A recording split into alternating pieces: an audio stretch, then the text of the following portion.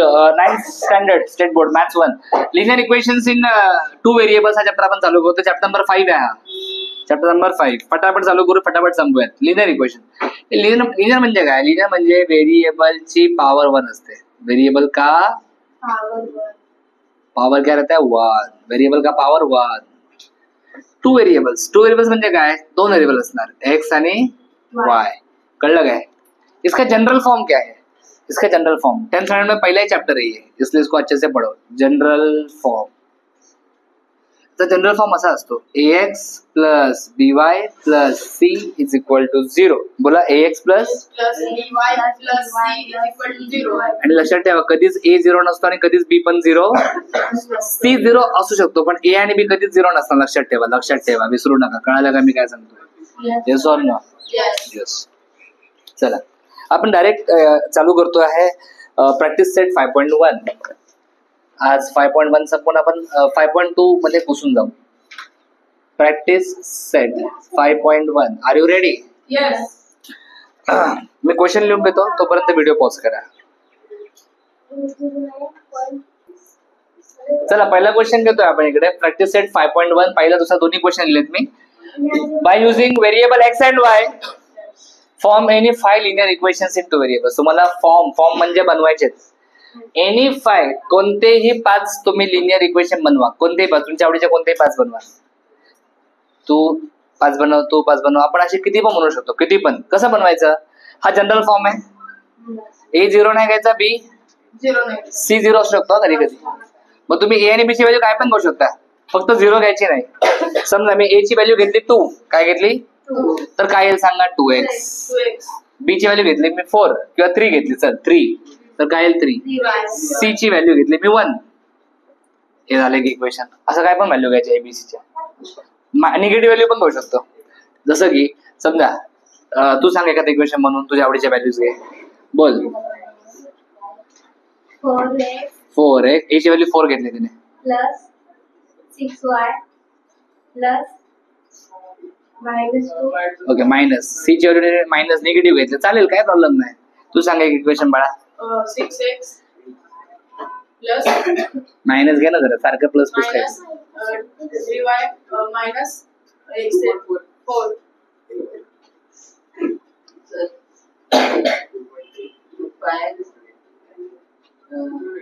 Minus 4x तिथे इकडे पण एक्सच खाईल. प्लस सांग लवकर, लय तक होते. 6 घेऊ. बर हा ताई, परत तुझा नंबर आला. 7x बसून सांग. Plus 9y plus 10. झालं क्वेश्चन. असं किती पण तुम्ही काय 100 पण म्हणू शकता. सर असं लिहायचं. हो हो, इथे वाटलं कॉमा द्यायचं. हा,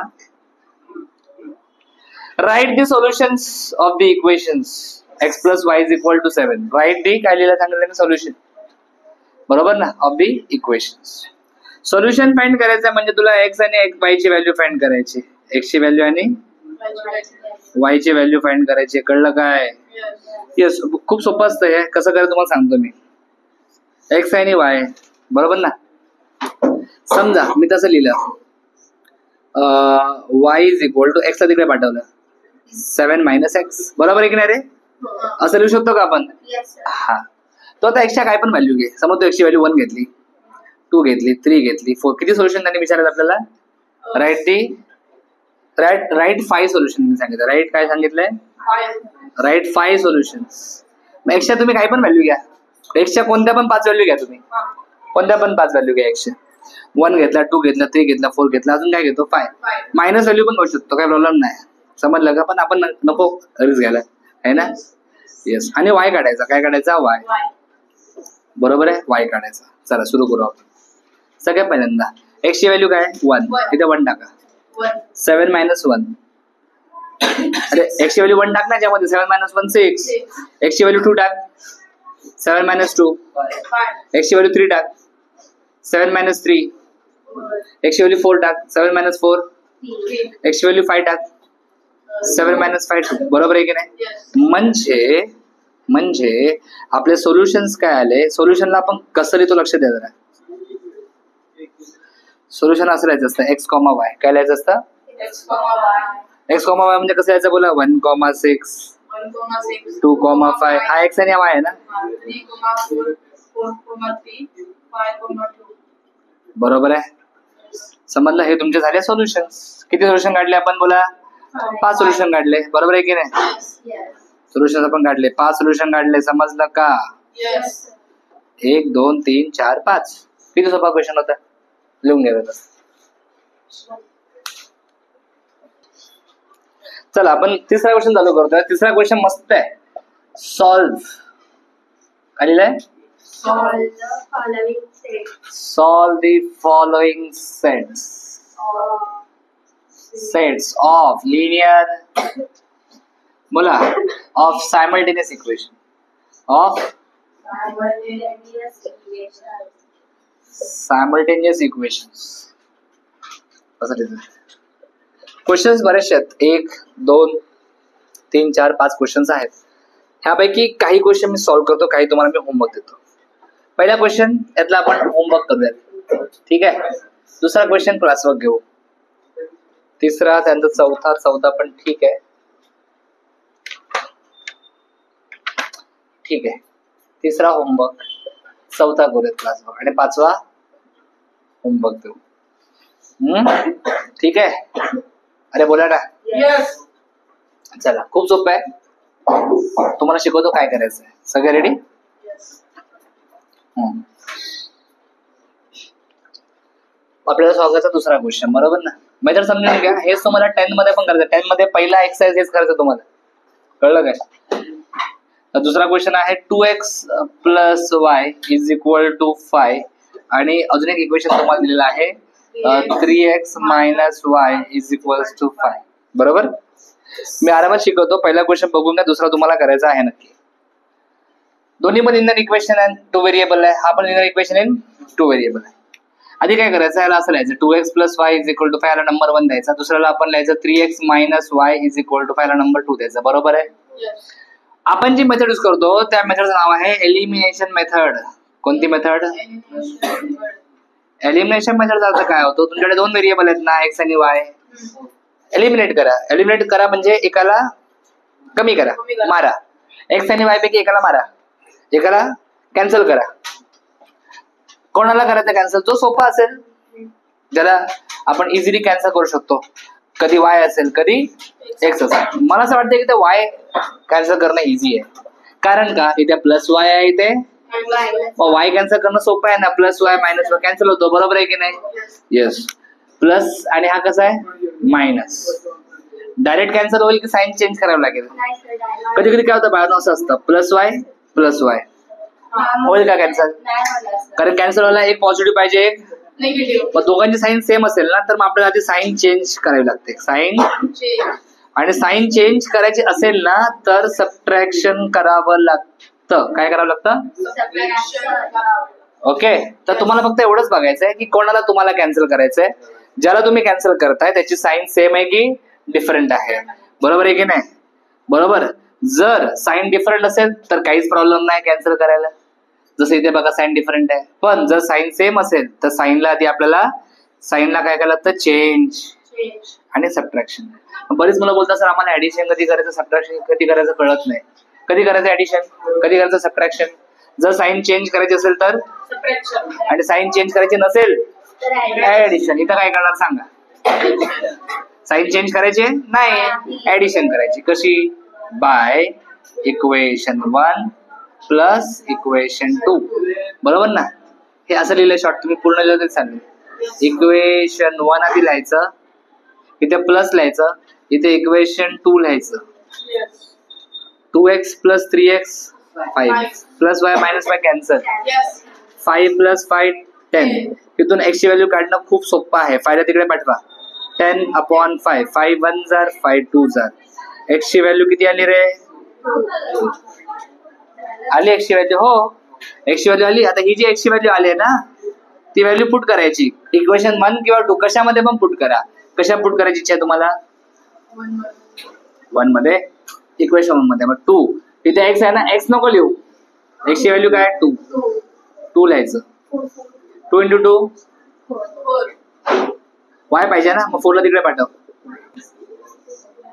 5 - 4 वाय ची व्हॅल्यू किती येणार 1. समजलं?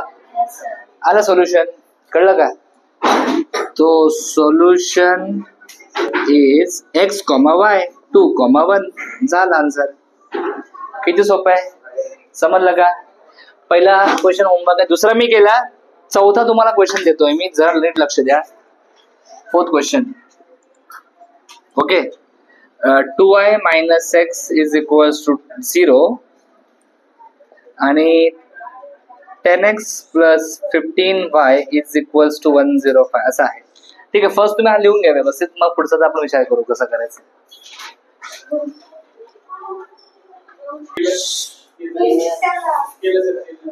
चला आपण पुढे जाऊया.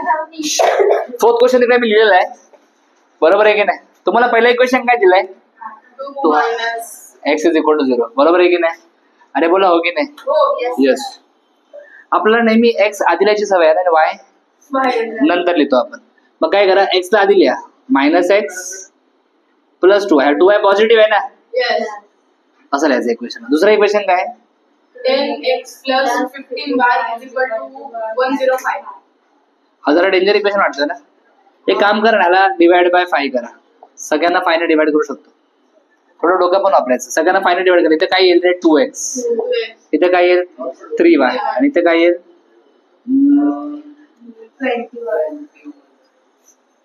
21 येईल. याला तुम्ही इक्वेशन नंबर 2 नाव द्या. आता मला सांगा, तुम्हाला x ला कॅन्सल करणं सोपं जाईल की y ला? x ला सोपं जाईल, x ला. y अवघड झाली रे, 2 आहे इथे 3 आहे, बरोबर ना? आणि 2 आणि 3 चा एलसीएम काय येतो? असा कोणता नंबर आहे जो 2 आणि 3 च्या टेबल मध्ये येतो? 6. कळलं का?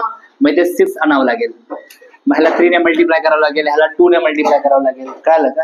त्यापेक्षा मला वाटतं इकडे x च्या बाजूला काय 1, इथे काय 1 आणि 2 चा एलसीएम, म्हणजे 1 आणि 2 च्या टेबल मध्ये कोणता नंबर येतो पहिला? 1 आणि 2 च्या टेबल मध्ये नंबर कुठला आहे कॉमन? अबे येड्या,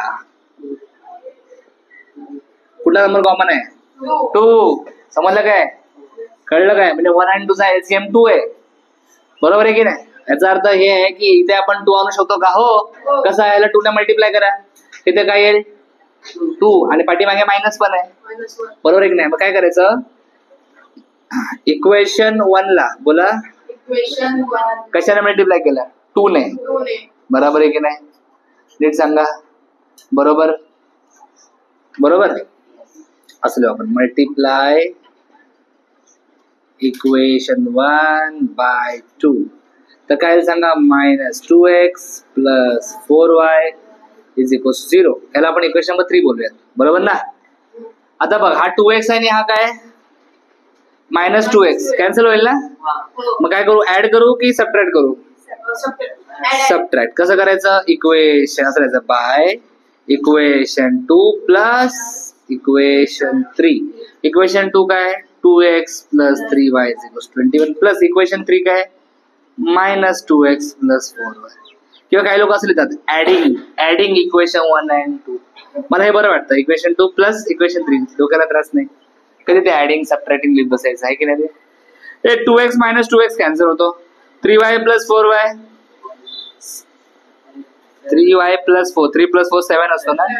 21 + 0 21. इथून तुम्ही y ची व्हॅल्यू काढू शकता का? 21/7. y ची व्हॅल्यू येईल 3. 7 1 जार 7 3 जा, बरोबर आहे की नाही? येस, बरोबर. आता ही जी तुम्हाला y ची व्हॅल्यू भेटली, ते आपण कुठे पुट करणार? x मध्ये. Put y is equal to 3 in equation, कुठल्या इक्वेशन टाकायचे? 1 मध्ये टाका, 1 सगळ्यात सोपं आहे. इन इक्वेशन 1 बोला, -1x + 2y, y काय रे 3 इज इक्वल टू 0. -1x + 6 ना, 2 × 3 6, 6 तिकडे पाठवा रे. -x मायनस कॅन्सल, x ची व्हॅल्यू 6 आली.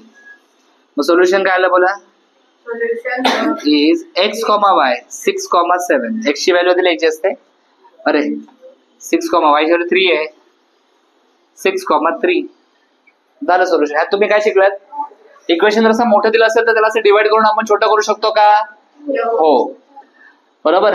आपल्याला इथे कॅन्सल काय करायचं आहे, एक्स, पण इथे एक्सच्या बाजूचा नंबर सेम आहे का, नाही, मग तो आधी सेम करून घ्यायचा. इथे एक्सच्या बाजूला 1 आहे, इथे काय 2 आहे, मग इथे 2 आणायचा. 2 आणण्यासाठी इथे काय केलं आपण, याला मल्टिप्लाय केलं 2 ने. आता इथे 2 आहे, इथे काय, इथे पण 2 आहे, नंबर सेम झाले.